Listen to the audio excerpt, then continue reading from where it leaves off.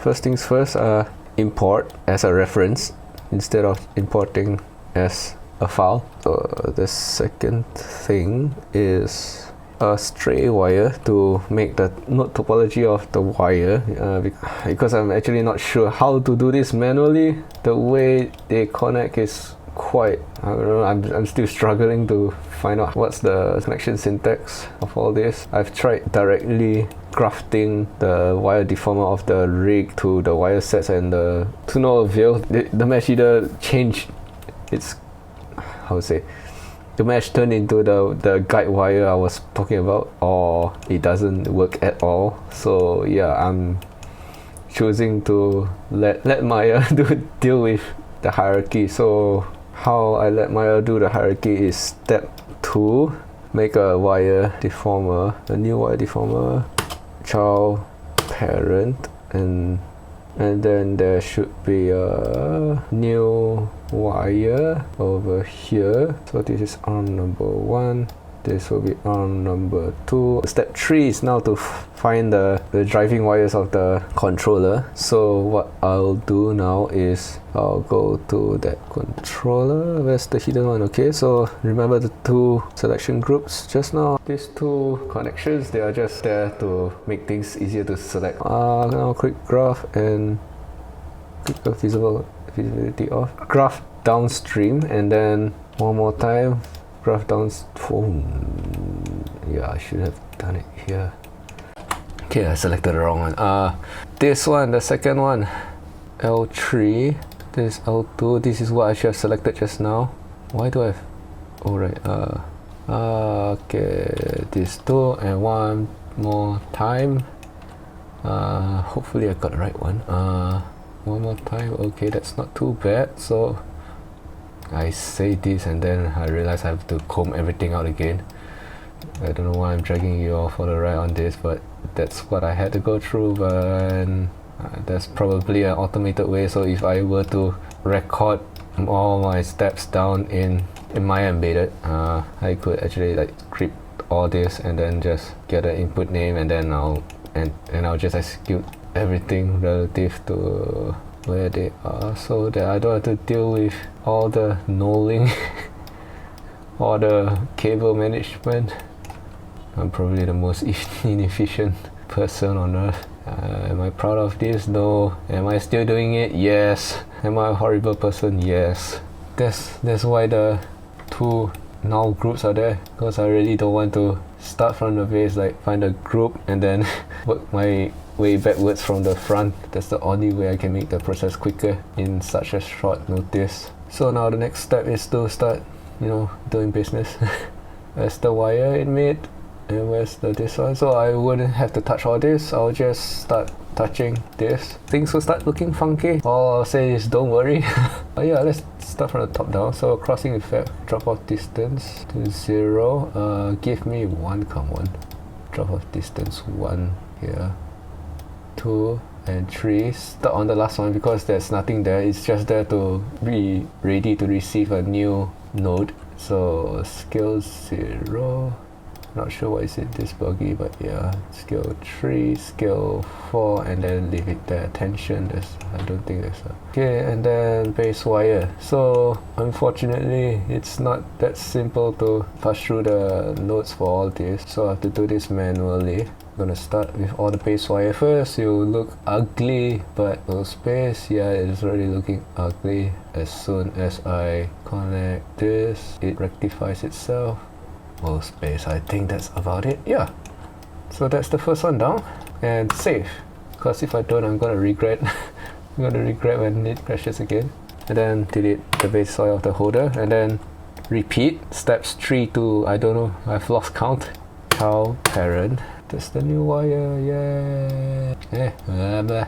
Again, drop off distance, connect base wire, no space, Bezier. And then no more spacy. Whoa. Did it? Anyway, so that's the second one down. And then repeat again. Wire, child, parent, graph, ring down, downstream. Are you serious? Why? Why? 1, 2. So I'm now doing the primary wire. That should be the last of it. Wire locator twist, drop off distance, and rotation. So again, top down. 1, 2, 3, 4. Base wire, form wire. I'm missing the parameter and the percentage, so I'll bring... Okay, never mind. Let's do this forwards instead. What's the parameter? So one more time. I don't do this. Where's the connection editor? 5, 6, parameter. Okay, let's keep going. 3, 4, number 8. Same thing, percent, number 9. I think that should be it. I think that should be it. And I think that should be it. And I think that, oh, hang on. Housekeeping. Should be it. And that should be it.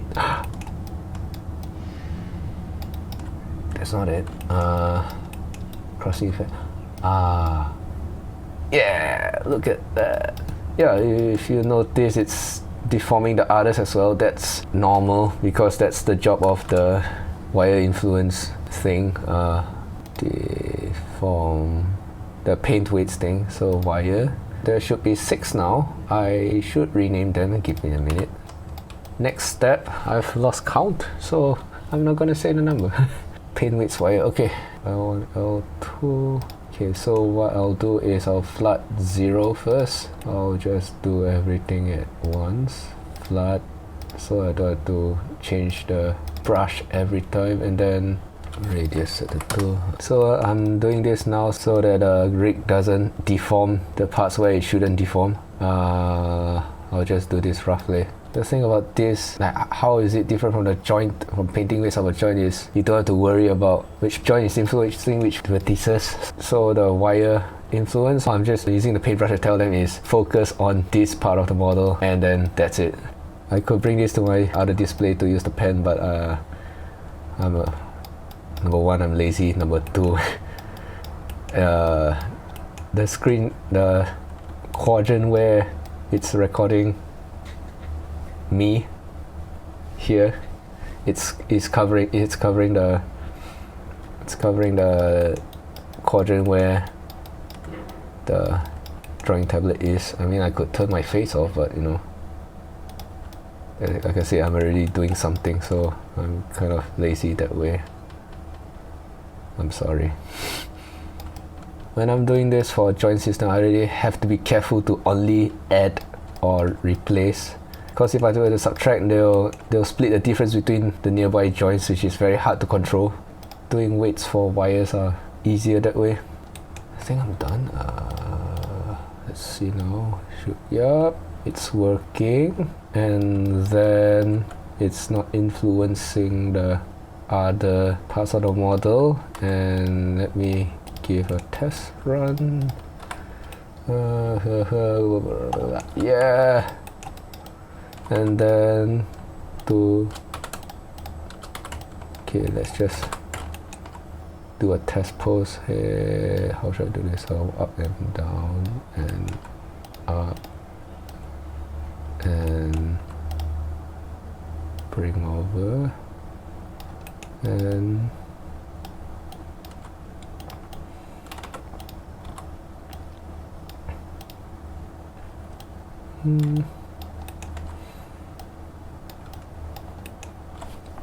it's looks a bit silly because I don't have enough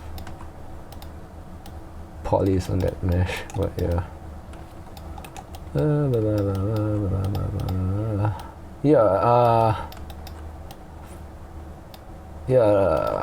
Improvements to this rig. I want to find a way to maintain the length of the rig.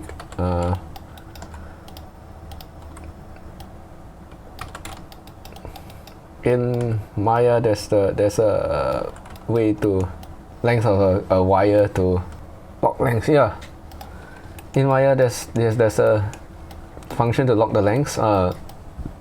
That's only about as useful as a construction tool rather than a rigging tool, because if you lock lengths, if you animate all those and then you save, you close, you go back in, the lengths will adjust to the new length, and then the scene will lock the length of that curve to the extended or the adjusted length, and then it's basically it's not consistent after every session, so that's not ideal. That's about it for setting up the curve. It took way more time than it should. I'm gonna be honest with myself here. I could have scripted all this manually to make it a one button process, but let me just explain the difference between this and this. Is this controls the scale and that controls the Bezier, so it's two different things, here, and then here. So yeah, it's not as perfect as it is, but for what I'm doing, it's more than hey. So yeah, so that's the Octopus sound controller. It's definitely not done. There are 6 of them left, and then I still have to rig the body itself. Thinking, how do I rig the skirt? For the model, I'll probably need to change. As you can tell, there's not enough polys where it counts. I'm so sorry. Yeah, I think that's about it for now. Wee. So yeah, that's kind of the journey of wire deformers all the way down. There's gonna be 3 for 8 arms, 24 wire deformers on the Octopus, not counting the wire deformer for each eye I'm gonna make. There's probably be multiple. Okay, so the few things I'm still figuring out how to rig effectively with clusters. How to parallelize the character file so that I can set up something quickly for the animators and then spend the time on my side to figure out the rig. That one, I think I have an idea of how to do that, so I'll probably, if I were to start it from scratch, I'll probably do a model without the arms. I'll cut away the arms, and then I'll just do a Bezier. I'll extrude a mesh along the Beziers, make the controllers, and then I'll hand it off to the animators. And then on my side, I'll do the rigs, the final rig for the Octopus, the file you saw earlier with the full graph. The animation will be stuck on the controls itself. So currently, the animation controllers are actually on the reference rig itself, so that's not good. That's something I can change for now. I can just copy paste the controllers into this scene, and then I'll set them up like how I said just now, and then afterwards in the rig file I can just remove them. The controllers in this scene can be used to affect the Beziers in the earlier rig, so that's way less damage, so to speak. Alright, another thing I should have done is to prevent rotation of the general points. So this should be locked, except for the last one, so that the animators don't use this to rotate, but use this to rotate instead. Because why is it slanted? I've done something wrong. Yep, I've done something wrong. Yeah, I shouldn't use this. I should use this. And see. This is why I should have locked it anyway. Oh man. I'm still probably not there, but I'm kind of proud of what I've done so far. So yeah. I've learned that this is challenging work. Do I like this challenging work? Maybe. If there's a deadline, less. I mean, yeah, deadlines are important. Let's just put that out of the way. It's just without deadlines, a lot of things will exist in the world. So how long did I take to do this? The previous 2 videos worth of work I've done in 3 days. The work of figuring out took, I think, 2 weeks prior to that in the course of the year. Yeah, I shouldn't be discounting myself too much, but yeah, I can't kid anyone else if I can't kid myself, you know. Now I'm just staring at the end result.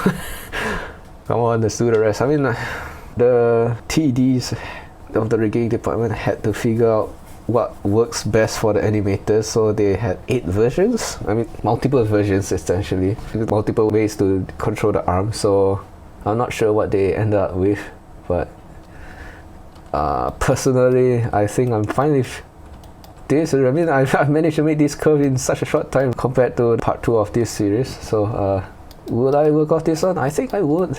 Would I give this for someone else to work with? I probably would consult them first, and then think of what they do, how they feel on the rig, and then do the adjustments where they want it to. So I wouldn't say this is done, but yeah, all in all, I think that's about it.